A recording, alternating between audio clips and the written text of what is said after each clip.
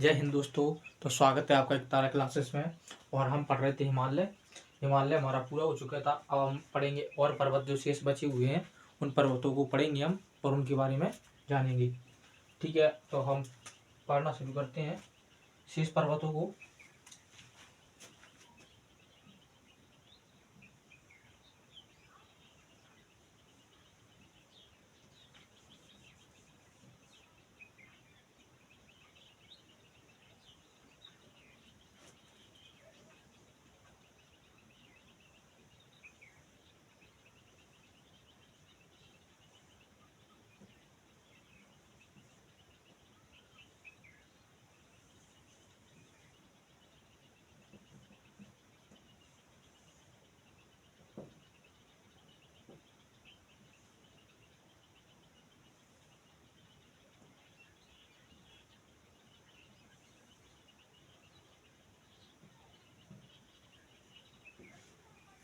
ये हमारा भारत, इस क्षेत्र में पूरे में हमारा हिमालय था।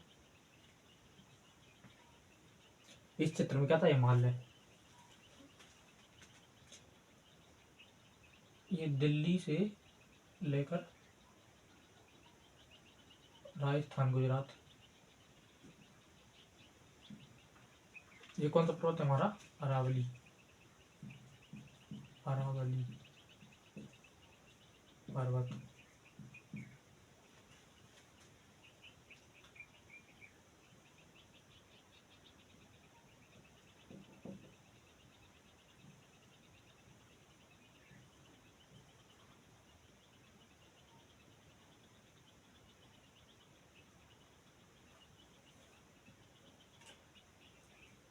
इसका पूर्वी घाट।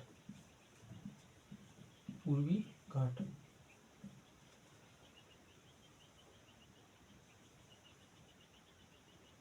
इसको बोलेंगे हम पश्चिमी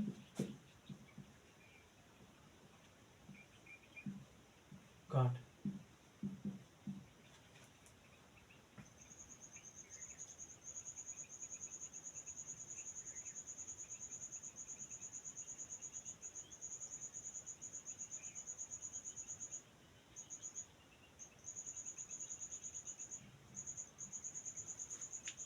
इसको बोलेंगे विंध्याचल और इसको बोलेंगे सतपुड़ा। विंध्याचल,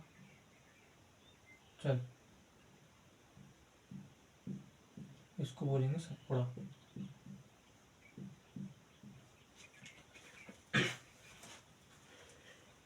ये हमारे पर्वत हो गए। ये अरावली पर्वत, ये विंध्याचल, ये सतपुड़ा, ये पूर्वी घाट और ये पश्चिमी घाट। इसको बोलेंगे पूर्वी घाट क्योंकि ये पूर्व में है। इसको बोलेंगे पश्चिमी घाट क्योंकि पश्चिम में है।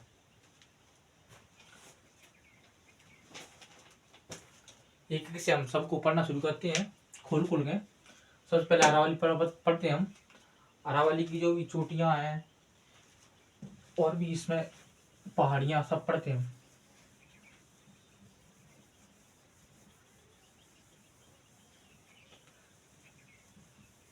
मैप में आपने देख लिया कहाँ पे कौन सी पर्वत श्रृंखला है। सबसे पहले पढ़ेंगे हम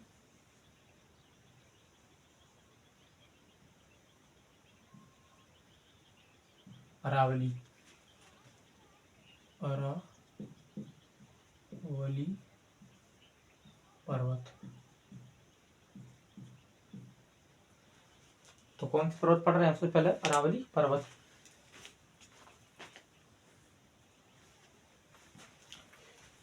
अरावली पर्वत दिल्ली से कहाँ तक फैला है? बताओ, दिल्ली से अरावली कहाँ तक फैला हुआ है? दिल्ली से हमारा ये गुजरात। कहाँ है? गुजरात। दिल्ली से गुजरात। अधिकतर भाग किस में आता है इसका? राजस्थान में। अधिकतर भाग किस में आता है इसका? राजस्थान में। अधिकतर भाग किस में आता है इसका? राजस्थान में। दिल्ली में एक हिल्स है, एक पहाड़ी है, इसका नाम है रायसेना। रायसेना हिल्स या रायसेना हिल्स। इस पर राष्ट्रपति भवन बना हुआ है। रायसेना पहाड़ी, रायसेना पहाड़ी या रायसेना हिल्स। इस पर क्या बना हुआ है? राष्ट्रपति भवन। अरावली पर्वत की एक पहाड़ी है, इसका नाम है रायसेना। रायसेना पहाड़ी पर राष्ट्रपति भवन बना हुआ है। इसकी यहाँ से यहाँ तक की लंबाई है 700 किलोमीटर। तो अरावली पर्वत कितना लंबा हुआ है? 700 किलोमीटर लंबाई। कितनी है इसकी लंबाई? कितनी है इसकी? 700 किलोमीटर। अरावली पर्वत की लंबाई कितनी है? 700 किलोमीटर। कितनी है? 700 किलोमीटर। इसके पूर्व से एक नदी निकलती है, जिसका नाम बनास। कौन सी नदी निकलती है? बनास। और बनास नदी किस नदी की सहायक नदी है? तो चंबल नदी की। चंबल नदी का उद्गम कहाँ से होता है? मध्य प्रदेश से। चंबल नदी कहाँ से निकलती है? मध्य प्रदेश से। चंबल नदी की सहायक नदी है बनास। इसके पश्चिम से निकलती है लूनी नदी। लूनी नदी, लूनी नदी। और कहाँ समाप्त हो जाती है? कच्छ के रण में। कच्छ के रण में। कहाँ समाप्त हो जाती है? कच्छ के रण में। लूनी नदी कहाँ से निकलती है? अरावली के पश्चिम से। और कहाँ समाप्त हो जाती है? कच्छ के रण में। अरावली के अरावली पर्वत के दक्षिण से एक नदी निकलती है, जिसका नाम है साबरमती नदी। कौन सी नदी निकलती है? साबरमती नदी। साबरमती नदी, साबरमती नदी, साबरमती नदी। साबरमती नदी अरावली पर्वत के किस हिस्से से निकलती है? तो हमारे दक्षिण से निकलती है। किससे? दक्षिण से। इधर से निकलती है बनास नदी, इधर से निकलती है लूनी नदी, और नीचे से निकलती है हमारी साबरमती नदी। साबरमती नदी डायरेक्ट किस में गिरती है? अरब सागर में। अरब सागर में आकर गिरती है। डायरेक्ट किस में गिरती है? अरब सागर में। लूनी नदी कच्छ के रण में समाप्त हो जाती है। और बनास नदी चंबल नदी की सहायक नदी है। इसको हम अरावली पर्वत को हम अपशिष्ट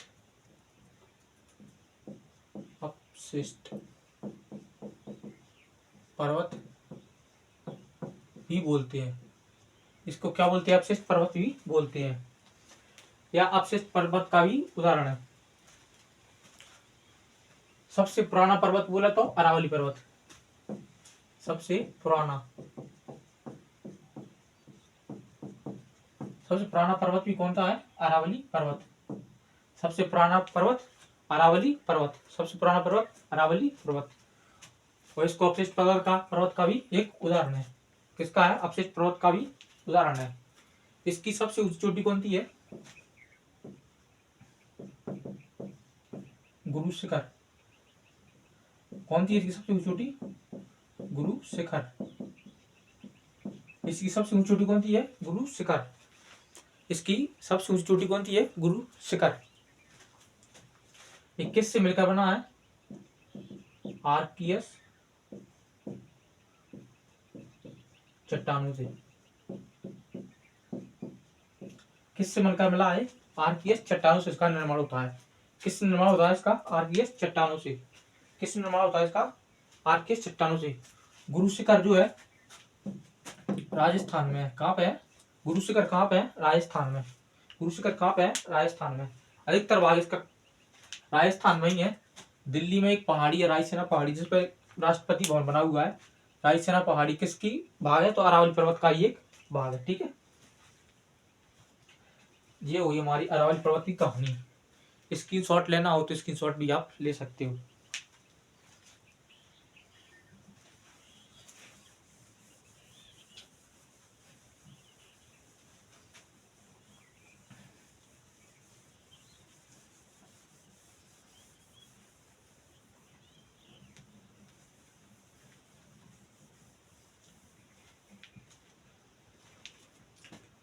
अब पढ़ेंगे हम विंध्य पर्वतमाला।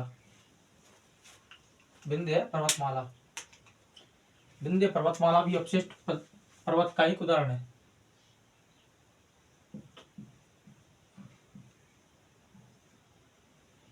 विंध्य पर्वत क्या है? विंध्य पर्वत ये भी अपशिष्ट पर्वत है। अपशिष्ट पर्वत, ठीक है, ये भी क्या एक अपशिष्ट पर्वत है। विंध्य पर्वत भी क्या एक अपशिष्ट पर्वत है।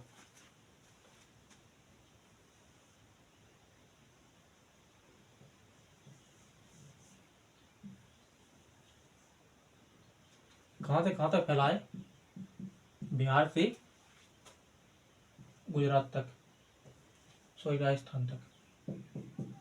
बिहार से राजस्थान तक, बिहार से राजस्थान तक। कहां तक फैला हुआ है? बिहार से राजस्थान तक। बिहार, मध्य प्रदेश, राजस्थान। बिहार, मध्य प्रदेश, राजस्थान। बिहार, मध्य प्रदेश, राजस्थान।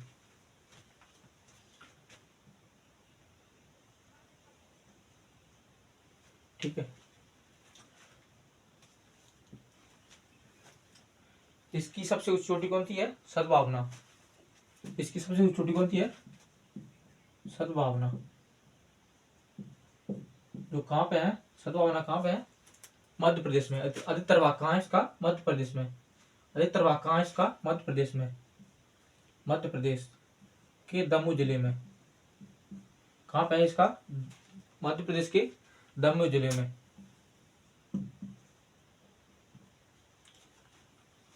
सद्भावना चोटी कहाँ पे है? मध्य प्रदेश में। मध्य प्रदेश के किस जिले में? सद्भावना हमारे दमोह जिले में। दमोह जिले में। राजस्थान में एक जगह है मकराना। राजस्थान में एक जगह है मकराना। राजस्थान में एक जगह है मकराना। यहाँ पे मकराना के पत्थर के नाम से प्रसिद्ध है। किसके नाम से? मकराना के पत्थर, जो हमारे ताजमहल में लगे हुए हैं। किस में लगे हैं? मकराना के पत्थर किस में लगे हैं? ताजमहल में। मकराना के पत्थर किस में लगे? ताजमहल में। अभी अयोध्या में राम मंदिर का निर्माण हुआ है, उसमें भी इसी के पत्थर लगाए गए हैं। तो राम मंदिर में किसके पत्थर लगाए गए हैं? मकराना के पत्थर। किसमें लगाए गए हैं? राम मंदिर में। स्क्रीनशॉट ले लो जल्दी से।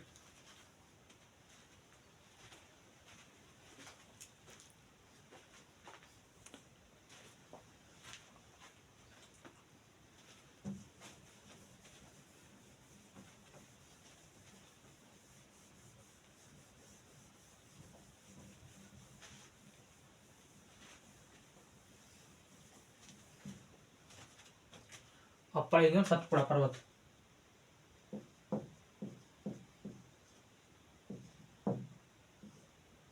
सतपुड़ा पर्वत। अब कौन सा पर्वत है हमारा? सतपुड़ा पर्वत। इसको हम ब्लॉक पर्वत भी कहते हैं। ब्लॉक पर्वत। सतपुड़ा पर्वत को क्या कहते हैं हम? ब्लॉक पर्वत। सतपुड़ा पर्वत को हम क्या कहते हैं? ब्लॉक पर्वत। सतपुड़ा पर्वत को हम क्या कहते हैं? ब्लॉक पर्वत।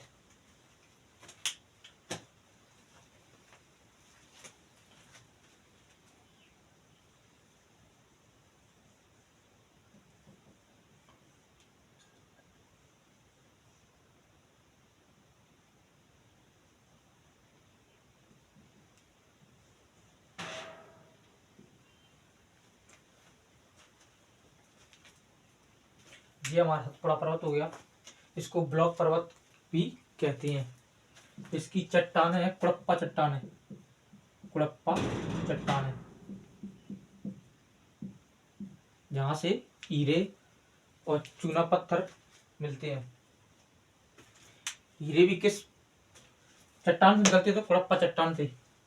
वो भी पन्ना में, पन्ना से निकलते हैं। इसकी 3 श्रेणियां हैं। इसकी 3 श्रेणियां हैं।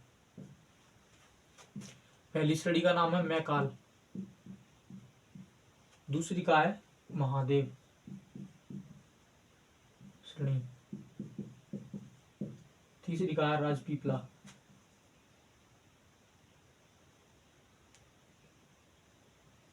राजपीपला।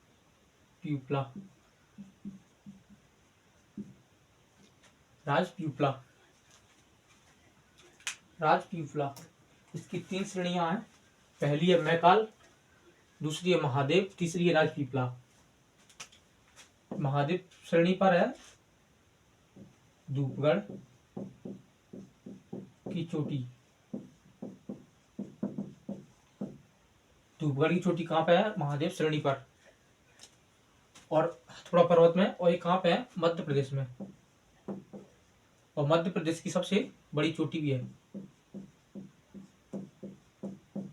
मध्य प्रदेश की सबसे बड़ी चोटी, इसकी ऊंचाई है 1350 मीटर। इसकी ऊंचाई कितनी है? 1350 मीटर। धूपगढ़ चोटी जो कि मध्य प्रदेश में है, सतपुड़ा पर्वत पर है, जो मध्य प्रदेश की सबसे ऊंची चोटी है।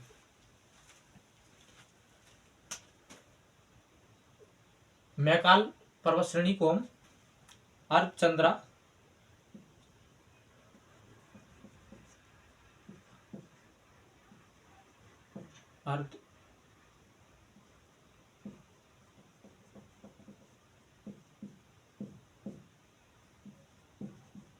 अर्धचंद्रा पर्वत श्रेणी बोलते हैं। क्या बोलते हैं? अर्धचंद्रा पर्वत श्रेणी बोलते हैं। क्या बोलते हैं? अर्धचंदा पर्वत श्रेणी। क्योंकि ये इतना भाग इसका कैसा है? चंदा के आकार का, आधे चंदा के आकार का, इसलिए हम क्या बोलते हैं? इसको अर्धचंदा पर्वत श्रेणी बोलते हैं। मैकाल को क्या बोलते हैं हम? अर्धचंदा पर्वत श्रेणी बोलते हैं। जल्दी से इसकी शॉट लीजिए।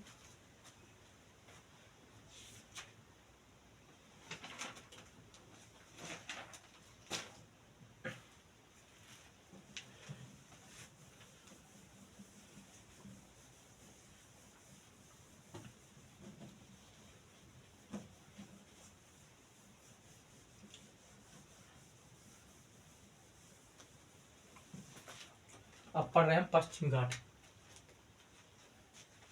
क्या पढ़ रहे हैं? पश्चिमी घाट।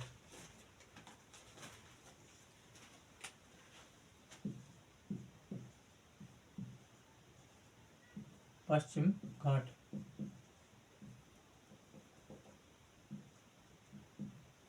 पश्चिम घाट इसको श्रृंखलाबद्ध भी बोलते हैं। क्या बोलते हैं? श्रृंखलाबद्ध।